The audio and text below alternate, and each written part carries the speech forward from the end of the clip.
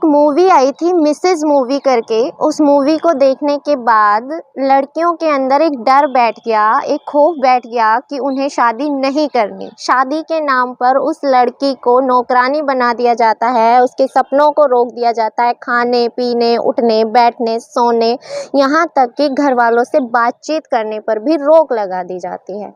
और वो मूवी आने के बाद पूरे दुनिया भर में एक तहलका सा मच जाता है। लड़कियों के जवाब आने शुरू हो जाते हैं कि अब उन्हें शादी नहीं करनी है, शादी के नाम से डर लगता है। अगर शादी इतनी भयावह है, खतरनाक है, इतनी खौफनाक है तो उन्हें शादी नहीं करनी।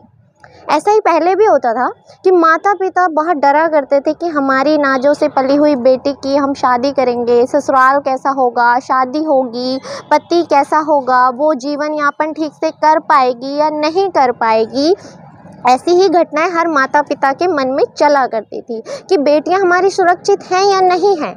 लेकिन अभी वक्त कुछ अलग ही करवट ले चुका है। आज के वक्त में लड़कों को डर लगने लगा है, लड़के डरने लगे हैं कि कहीं पत्नी कैसी आएगी, पत्नी कैसी है, अगर पत्नी अच्छी नहीं मिली तो उनका क्या होगा, क्या वो उनके साथ जीवन यापन कर सकेंगे। अभी हाल ही में एक मेरठ से एक केस सामने आता है। एक लड़की होती है मुस्कान रस्तोगी, जो अपने पति सौरभ का कत्ल करके अपने प्रेमी के साथ उसे ड्रम के अंदर, अनाज के ड्रम के अंदर डालकर सीमेंट से टुकड़े टुकड़े करके पैक कर देती है।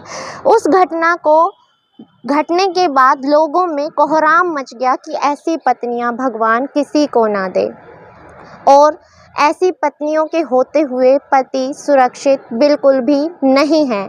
लेकिन ऐसी घटनाएं थमने का नाम ही नहीं ले रही थी कि एक और घटना ऐसी ही दोबारा से हो गई।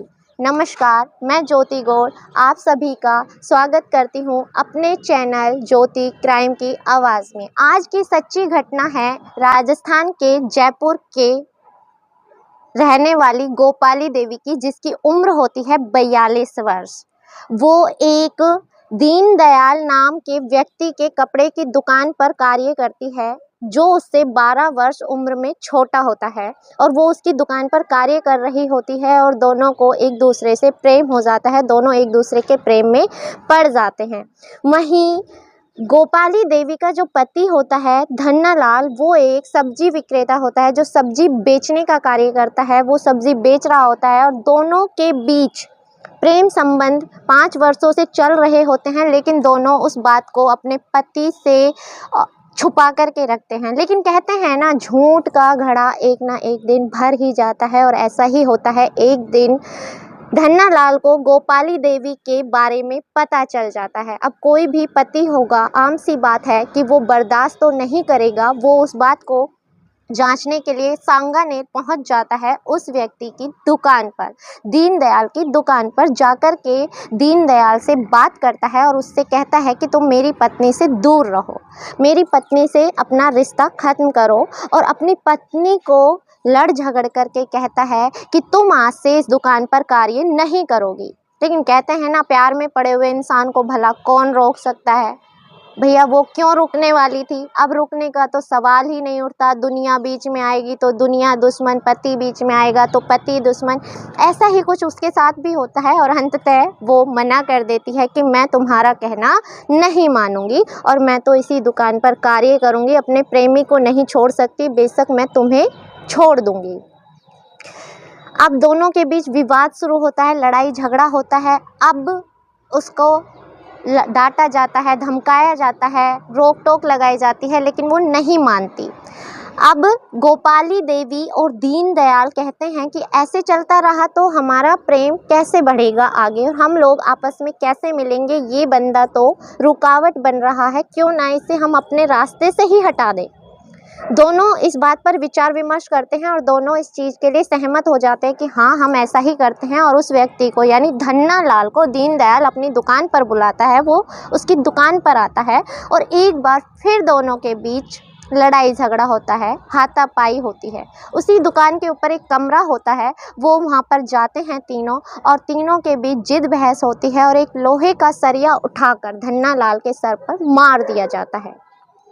धन्नालाल के सर पर जैसे ही चोट लगती है वो व्यक्ति लड़खड़ाकर गिर जाता है और गिरने के बाद रस्सी से उसका गला घोंटकर हत्या कर दी जाती है। आप यकीन मानेंगे कि वही बीवी उसको इतनी बेरहमी से मार देती है। लेकिन घटना का सिलसिला यहीं नहीं रुकता। अब क्या किया जाए, व्यक्ति को तो मार दिया लेकिन लाश ठिकाने कैसे लगाई जाए।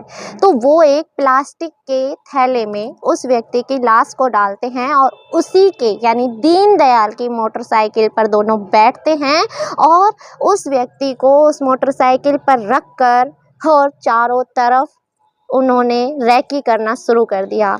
आप यकीन जानिए कि एक लाश को लेकर वो दोनों एक आम इंसानों की तरह इधर से उधर मार्केट में घूमते हुए रैकी कर रहे थे, घूम रहे थे, देख रहे थे कि कोई हमारा पीछा तो नहीं कर रहा, कोई आसपास आ जा तो नहीं रहा। ऐसे ही करते करते वो वहाँ से होते हुए रिंग रोड के पास भैरू जी के मंदिर के जंगलों की तरफ चले गए और जा कर के लाश को जंगलों में फेंक दिया।